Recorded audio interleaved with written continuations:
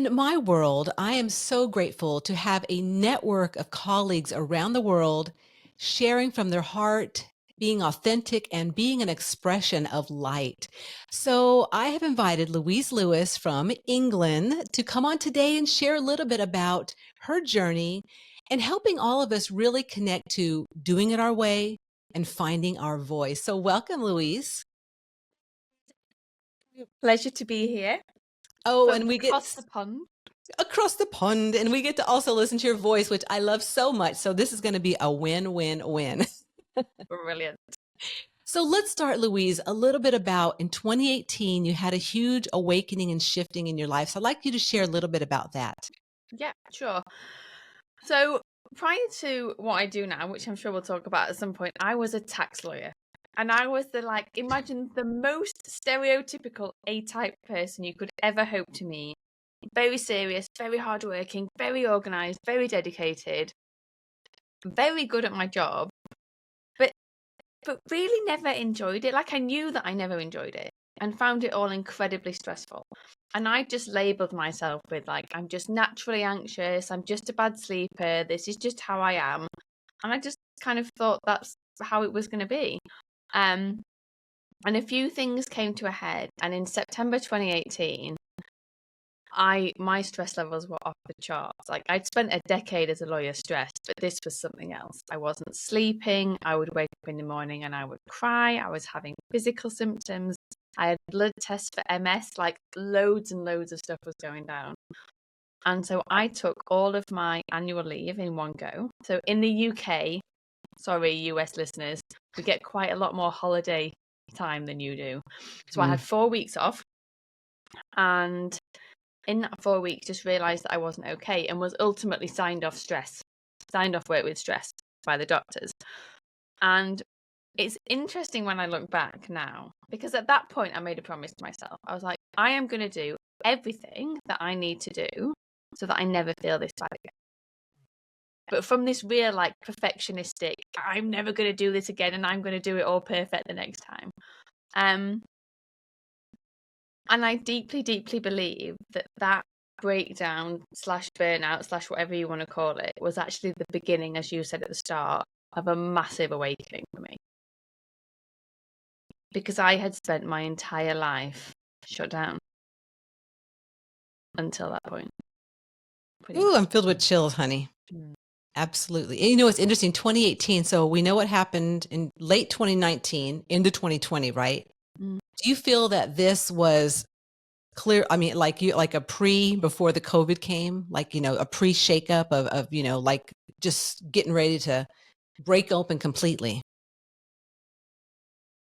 Yeah, maybe to pave the way for what needed to come next. It's interesting because there's a lady on YouTube and I listen to her, she does a full moon reading and a new moon reading.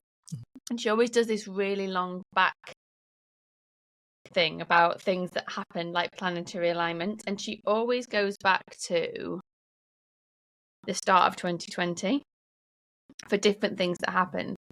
But when she used to do it earlier on, she used to talk about a shift in 2018 and how basically things had changed and things had been a certain way for 30 years or a bit more than 30 years. And I was 33 in 2018. And I was always like, chills. Yeah. I got chills. Wow. Yeah. Yeah, So I say that because I was talking to someone recently who had a big premonition in 2018. Right. Preparing her to move out of a certain place in Europe to go to a place of safety when all this came down. So yeah, I do believe there were things really moving. I mean, probably even before that, right? But to really get to the crutch of it. So, okay, so you had your physical stuff going on, your job. So where did you land next after all that kind of, the 4 weeks off, or did you take longer than 4 weeks? So I never went back. Oh, hell no. I never okay, went so there back. you go. Okay, so the full version of this is, so this was the September. In about the May, I'd had this realization, and I met my sister for lunch at the time. We both lived in London, and I said to her, the only part of my job that I enjoy is leading and developing people. Like the law stuff I really don't like. Anyway, she had a coach. She worked for Mars, So over in the US, coaching was a bit more well known then. And she said, well, what about coaching? I'd got no idea what coaching was. I'd never heard of coaching, but I went back to my desk, being the diligent person that I was, Googled it, found a company, even emailed a company the same afternoon to say, I haven't got any coaching experience, but I've been leading teams of people for a decade. Like, do you think I could come and be a coach for you? And I got a lovely email back that said, no. No, you need a qualification and some experience. But this lady did have a conversation with me about what coaching was all about and what it might look like. So I had in the back of my mind that I might want to go and do some coaching, but probably from a place of I'm just desperate to get out of law. So I have my 4 weeks off, then realise I'm really not okay. But at the same time, I'd found this coaching course and a week of it was in person. A week of it was in person in the November. Now, if I was at work at this point in time, I was supposed to be in Budapest delivering a case law network update to the EMEA network of lawyers across PwC Europe, because that was my exciting fun job. And I thought, I can't, like, there was just this real thing of like, I need to go and do this coaching qualification. So I went and spoke to the doctor, and the doctor said, yeah, look, I think you need some time off. But in my head, I'm still completely in denial at this point, because I'm like, I'm fine. I probably could have gone back. I probably could go back. But I really want to do this coaching thing, and I can't do the two of them. So it took a little bit of time to realise, actually, no, I'm not okay. And then it just hit me, and I knew two things. And these two things kept me going. Because at this point, Teresa, there's been no spiritual awakening. I'm the most closed off spiritual person you could have ever hoped to have met. But I knew two things. I never wanted to be a lawyer again. And I never wanted to work for somebody else again. I was like, I cannot do the corporate machine. It's just not me. And that so you said, now what's next? Coaching. Yeah. Interesting. So let's dive a little bit into the spiritual. So when did that started coming up? Because I'm with you too. Like, I went to massage therapy school at 38. So honestly, up until then, I mean, I was having experiences, but I didn't know anything about spiritual or what does that mean? Nothing, nada, none. And then something obviously started going. So what started, percolating in you that really went up? So I'm going to go back a little bit. Okay. Just very, very briefly. So my mum was Catholic and my dad was Church of England, like really atheist. Mm-hmm. And so my entire education was a Catholic school. And the only thing they teach you in a Catholic school is Catholicism, right? Yep. So I never had any exposure to anything else. And I decided about 15 or 16 that it really wasn't my cup of tea. So I'd kind of moved away from that, but I'd never been towards anything else. And then in 2019, I started working with my first coach, a wonderful lady. And she might have made like the odd, like I remember one time me being really upset about not feeling wanted or valued. And she was like, she said something about God. I remember saying something about God and me being like, why is she talking about God? And then we moved. In 2020, we sold our house in London and we moved to the countryside, not where we are now. We rented for 6 months. And it was the first time I really had this sense of, we rented this barn and I was like, there is something wrong with this space. In fact, I'm getting chills as I'm saying this to you. I was like, there's something wrong with this space. I don't like the way this space feels. And this coach was called Danielle, and I spoke to Danielle about it. She said, well, you could get some sage. And I was like, there is no way I can bring sage into this house. Like, my husband will divorce me if I start sage in the house. Like, it's just not going to happen. And so she was like, well, what about, she said, you can also clear the space with sound. And so I got myself a little Tibetan sound bowl. I went round with the sound bowl. Clearing, yeah, that's right. Clearing the space, going in all the corners. Yeah. So I'd say there were just these like little insights and little things that kept coming back. So that happened. Then I just found myself curiously listening to things like astrology readings, like the moon stuff, new moon, full moon. And then I had this remembrance that when I was very little, so 4, 5, 6, 7, our school trips were always rubbish. And they were either to the local nature reserve or to the local museum. And whenever we went to the local museum, there would be like, you'd have your spending money. We'd have like, I'd probably have £1, right? £1 spending money to go and spend in the museum shop. And I always, without fail, bought, you could get these boxes of little teeny tiny stones, all the different coloured stones. I always bought the stones. But in this museum shop were these big, which I now know are crystals. And I always, always, always wanted an amethyst as a kid. I was a really teeny tiny kid. And then it was this remembering as an adult of like, actually, I've always been drawn to this stuff. But I put it away. And actually, I now have Beautiful. my amethyst that sits back there so I can sort of see it. So that and so I'd say that evolved quite slowly and quite gradually. I did some retreats with that lady who was my first coach. Not medicine retreats, but we did do things that were like not psychoactive stuff, but like things that opened you up more.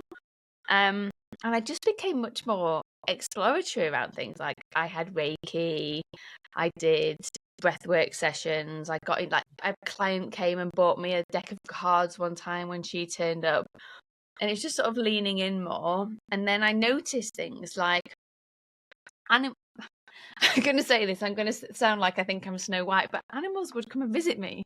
So that's totally understandable. Yes, you magnetize them in, right? So I would be on the hill, and it would always like I'd always see the deer, and the deer were quite rare to see here. But it was like I would always see the deer when I went out. And yes, so it was just these like little insights and little things happening as this exploration of there is something out there greater than me. But for me, it isn't the God that I was raised with, but it's like, oh, but there's a something. So I would say it's been a real journey of curiosity.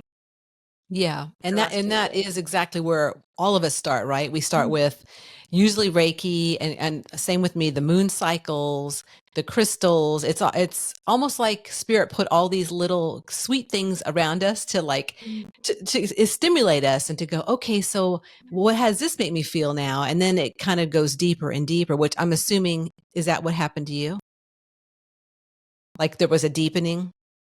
Yeah, massively, and a deeper connection, but I also see it as kind of as a greater connection to myself, because for a long, long time, I was just a brain. I was just a brain because I was completely shut off from my body. And then through the work that I did, and I do lots of body and nervous system stuff as well, and I've done that. I did it with myself predominantly before I learned to do it with other people. You then realise, oh, I'm a head and a body. So then you get this connection back to your body. It's been a long journey. Then you get this connection back to your body, and then it's like, oh, hang on a minute. I'm a head, a body, and a soul. So like, again, I can remember sessions where I would turn up now in like trauma language, I would be a bit dissociated or a bit disconnected. But I just had the gift of working with, I think we've got our human angels, we've got our angels on earth, and then there's the other angels, right? But my first coach, absolute angel, and she talked one day, she was like, where are you? She was like, because you're not here right now. And I was able to have this whole experience of like, well, I feel like I'm floating in the clouds. And she's like, right, well, stay with it. Who are you with? What's there? She's like, why is it not safe for you to be in your body right now? And then we had this beautiful kind of exploration about how hard I was on myself and how cruel I was to myself. Now, and it was, and if you were super skeptical, you'd be like, oh, she was being suggestive or this, that, and the other. But actually, she just allowed me to just start to tap into more of what was there and really into the dream.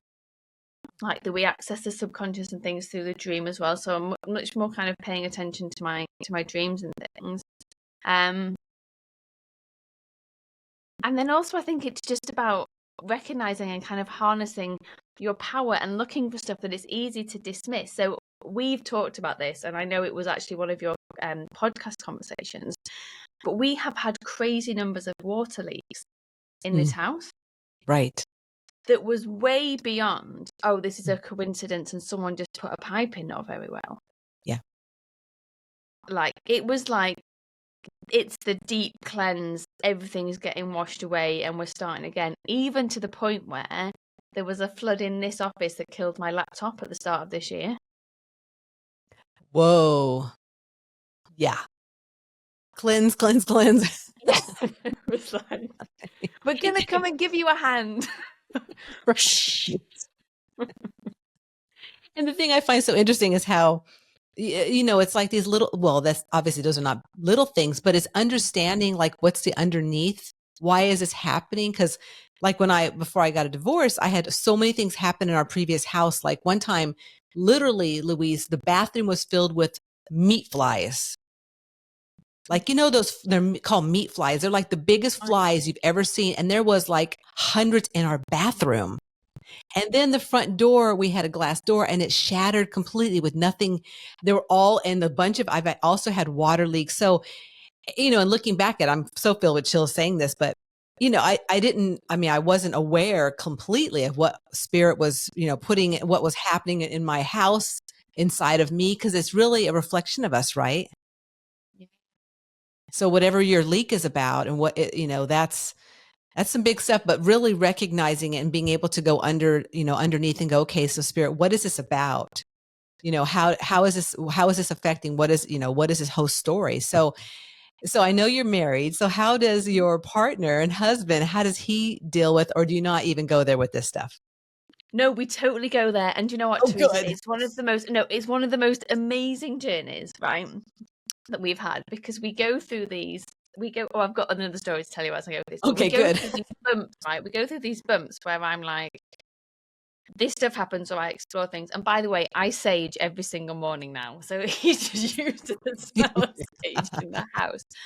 But he is very, very, if there isn't a scientific evidence-based study that proves this thing, then it's nonsense. Even when it comes to like some of the supplements that I take, I work with like a Chinese herbalist as well. All of that stuff, he's just like, it's nonsense, it's placebo. So it's challenging. Like, he lets me get on with it, but at the same time, it's not necessarily from a place of like deep respect for the approach that I'm taking. But to begin with, at the start, he was terrified, because he was terrified that I was leaning into stuff that wasn't evidence-based and couldn't be proven. And his biggest fear actually was that I was going to work with someone who was going to say something to me, and the outcome of that was going to be that I decided that we couldn't be married anymore. Right. And that was the fear. It was the fear when I started the therapy. It was the fear when I started the coaching. It was the fear when I dabble into anything. Now, it's his stuff because he's insecure that he's going to get left, right? But all of this stuff tapped into things getting a bit weird. Now, the first retreat that I did with Danielle, which was 2022, I had this experience at the end of the retreat. We did a like closing circle. And we had to say it was beautiful actually. We had to say our names, and then we had to kind of own like a passage sentence. And then everyone in the group kind of sung things to us that they saw of us, but in song rather than just saying it. And I think I might have gone last, but as people are going through and they're like, my name's this and blah blah blah blah, all I could focus on was, I'm not Louise. I'm not Louise. It just felt really, really strong. I'm not Louise. I'm not Louise. So when it came to my go, I said, I'm not Louise. I said, it just feels really strong that I'm not Louise. And Danielle, who is, if I'm like now a 3 out of whatever the final number is on spirituality, she's like number 11-4 million on the chart. She was like, well, just check in for a minute and just see if there's a name that comes to you. And I sat there, and I share this in the context of my general knowledge and history knowledge is poor to appalling on the scale. Yeah. And the name that came to me, I said Persephone. And everyone else knew a bit about Greek mythology, and they were like, Right. Danielle said, oh, well, you might want to go away and look at this. So the retreat center space is in this gorgeous oak, like 3,000-year-old oak rainforest. And you sleep in these wooden tent things that they've built, and it's just glorious. So before I drove home, I went down to the river to sit, and I downloaded a thing to like, I listen to podcasts if I need to learn about stuff. I was like my first way in. So I downloaded this podcast about Persephone, and I'm sitting there, and the lady that had come and made the food gave us some little tubs of food to take home for our journey. So I took the lid off this tub, and I'm listening to the story of Persephone. Are you familiar? Yeah. Mm-hmm. Right. So I'm listening to the story of Persephone, and I look down, and what's on the top of my tub of food? Pomegranate seeds. Oh my God, that's amazing. Right. Wow. And then I get back from the retreat, and it's about 3 days later, and I live at the foot of a hill. So I'd taken the dog on a walk up the hill, and I got stung on the face by a bee. Unprovoked sting on the face by a bee, and then all of this stuff came up around honey, and then I got stung twice on the leg by a wasp, and I really reacted to that. And it was so interesting because it's like nature's, I thought nature was fighting me, but it's like, no, nature's trying to give you a message. So there's always these clues if we pay attention. Absolutely. And look for the connections rather than just be like, oh, I got stung by a bee. Or, oh, there's a bunch of flies in my bathroom. What the, right? Yeah. Wow. So it's interesting that, especially that you're where your husband's at, because that's where my ex was, and it's okay, right? It's where they're at. And, but you know, being where you're at, you're obviously influencing. And that's the thing too, is like all of us, you know, we're, no matter where we're at, if we're, you know, learning and growing, we're influencing our environment, we're influencing those around us. And so that is so fascinating that you had all this stuff happen. And then, you know, coming home and like, you know, did you share it with him? Did he get it? I did. Okay. I did share it with him. No, he didn't get it. He didn't get it. It Yeah. freaked him out again. But and this is what I'm saying. So this is just another example of where he gets scared and where he gets worried. Now it's interesting because he sees the same therapist I see that does the herbalist stuff, and he gets it, but then he doesn't necessarily take it. But I think what's so important in the work that we've done is he now gives me space to be and do what I need to be and do. And I still honestly tussle with the thing of, but actually having him challenging me might be good in a way, because it makes me challenge and question it for myself, and it kind of cements my path and my approach, which I think is positive. And then other times I have days where I'm like, yeah, but is it holding me back? Is it stopping me from going into like wherever I'm supposed to go next? But the work that I've done gets me to a place where I don't fear either outcome. Right. And I think that's been a massive shift, because now I trust and back myself. It's like, it would be deeply inconvenient if we were to split up and sell the house and do all the different bits and all of the rest of it, and then I would start again. But actually I'd be okay. But so far what's happened is I do these big leaps. I mean, bless him, no one's ever gonna, I leap fast and I work hard, and like my entire life is dedicated to this stuff. So he's always gonna be a bit behind. Right. But you know, I make a leap, we have this rupture, it feels really hard. I'm like, is this the thing that finally is gonna end it? And then he comes along.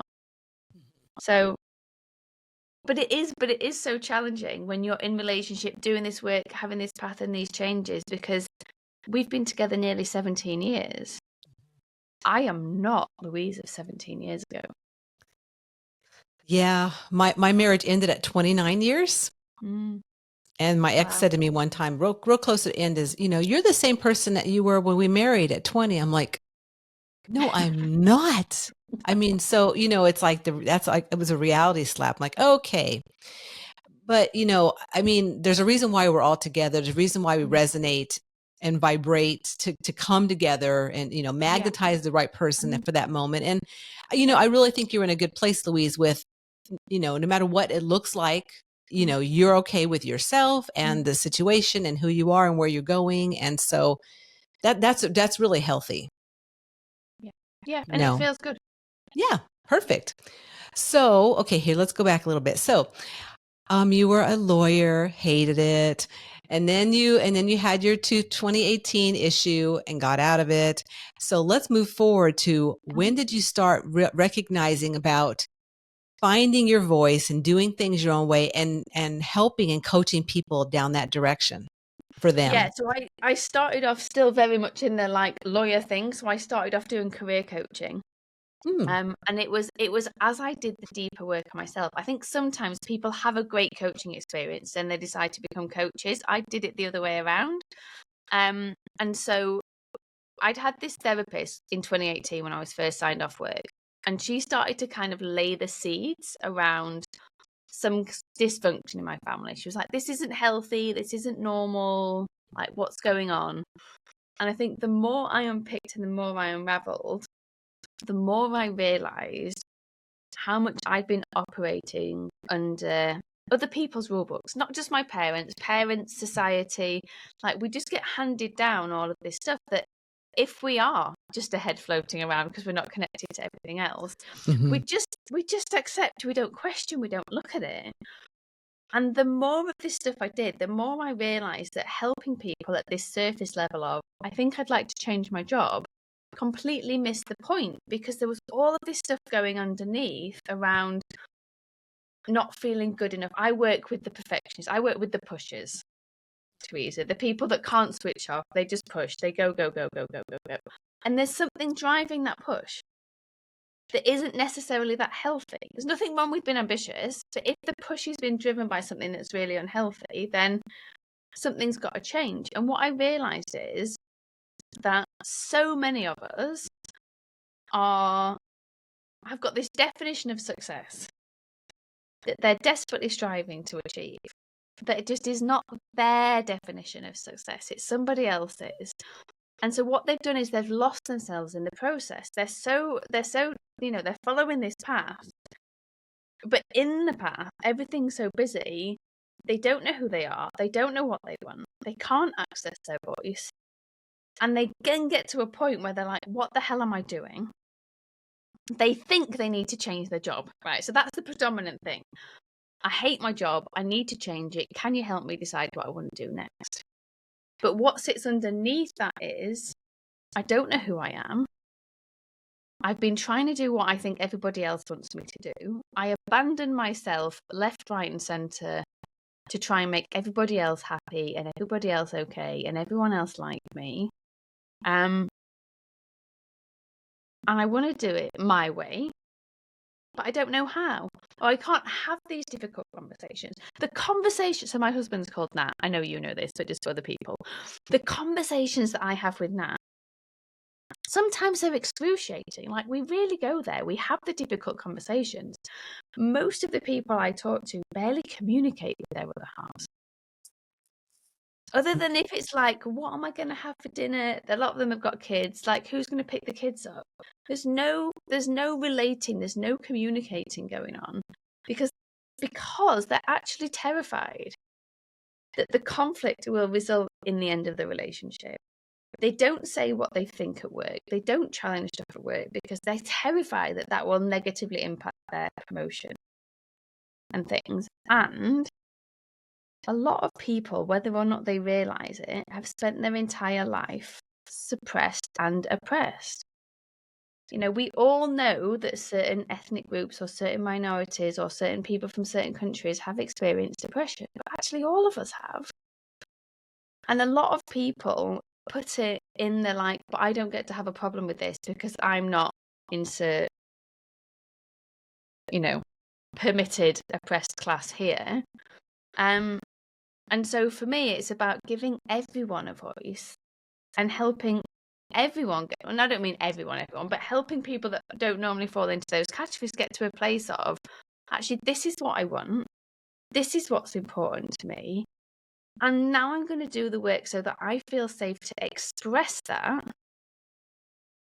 so that I can go off and do the work, the relationship, the whatever, in a way that works for me, not in the way that other people told me that I had to do it. And that path and the changes it just mirrors the changes that I've made. Of like, how do I stop being this people-pleasing perfectionist and just unearth like the core of who I am? Yeah, haven't you found or noticed that it seems like for coaching or even anything we do in life, like people that are really attracted to us or resonate with our energy are just a few steps behind us from what you've been through. Yeah. And I think it's so important that there is that connection. You know, I don't necessarily think that, that we want to encourage a world of someone that's like, I've lost 20 pounds. And so now I'm going to teach everyone in the world how to lose 20 pounds. That's not what I'm saying. Like sometimes we do need to have a certain amount of expertise and knowledge that goes alongside it. But it's a very different situation for me if I'm working with someone and they're now in an experience where they're at work and they hate it and they've been signed off from work with stress, or they won't let themselves get signed off from work with stress because they've got too much shame about taking time off. I can have a very different conversation and support them in a very different way than if it was someone that came to me who, I don't know, wanted to play NBA basketball.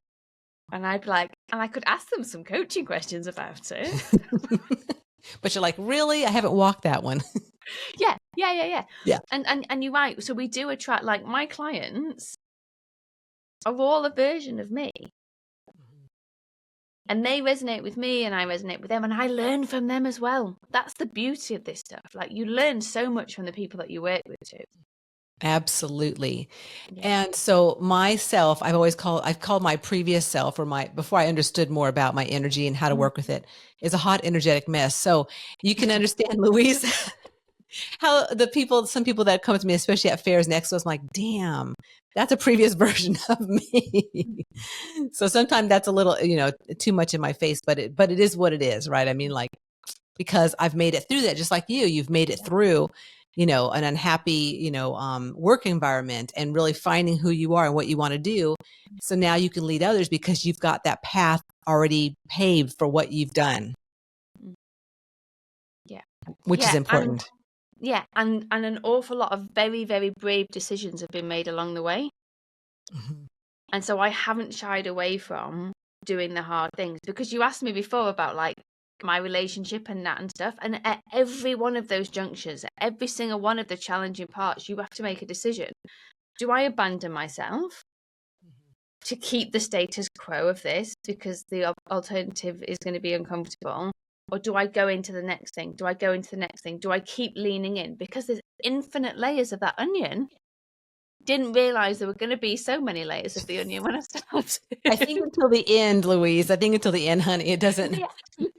Yeah. And then the next lifetime I'll have more layers. And it's definitely, it's a journey, right?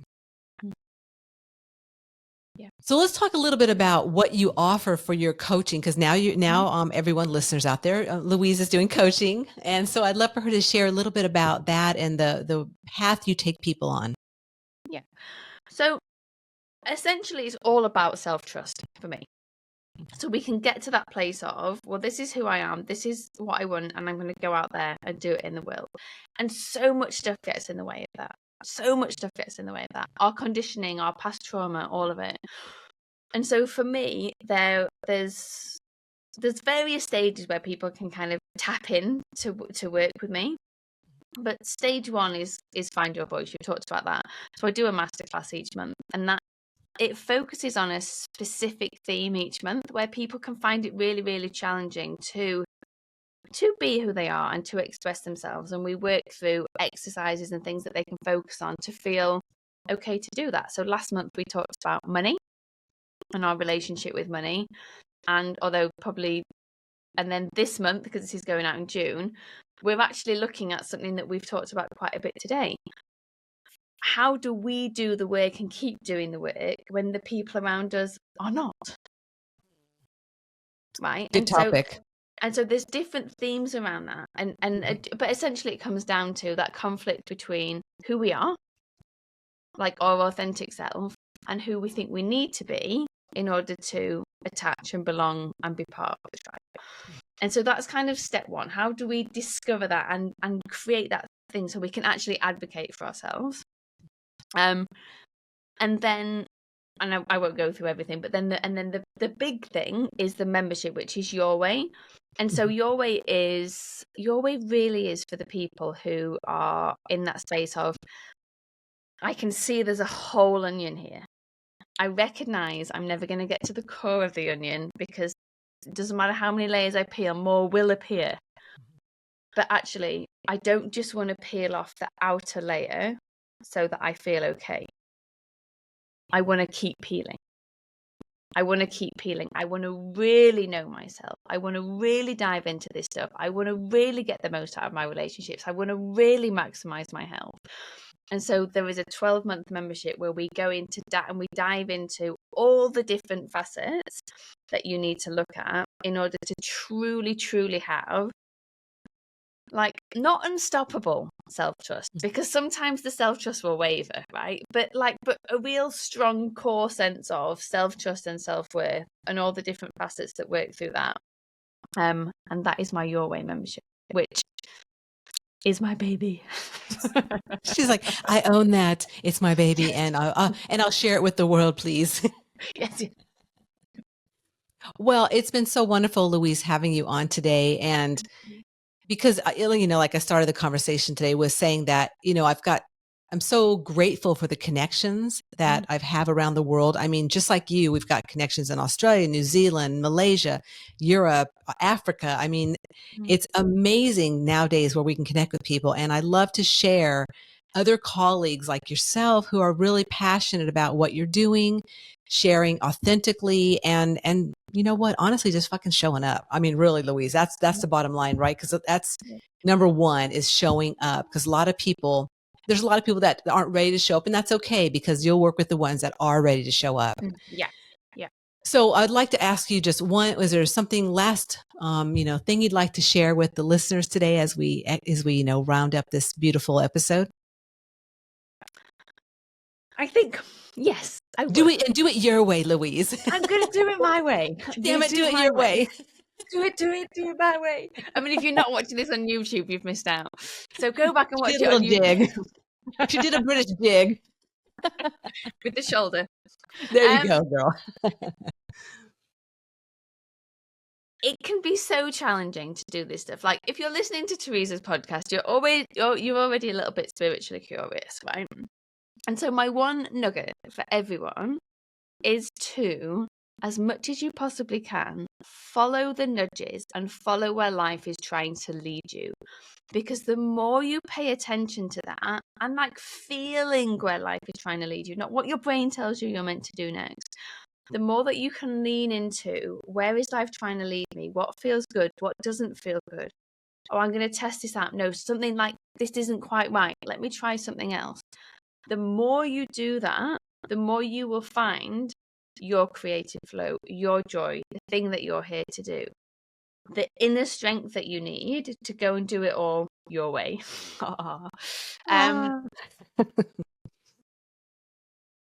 Because we do not need to follow the rule book that we got given by our parents, by society, by the news. Oh, stop watching the news.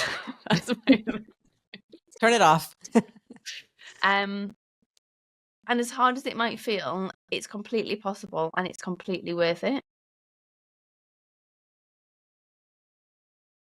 Well said. That's a beautiful place to stop. So thank you so much, Louise. And listeners out there, a really good place to get a hold of Louise is her Facebook, which she's always on, has brilliant posts and sharings, and her masterclass is on there every month, as well as other offerings. So I'll make sure that her website, I have all the links in the show notes that you can go to and check it out and connect with Louise. And maybe if you're in England, do you work with people in person too, or just online? Yeah, no, both. I mean, it tends to be mostly online, but I'm in the Cotswolds, for those of you in the UK. If you want to come and spend some time in the countryside, come and say hi. I do. You're welcome anytime.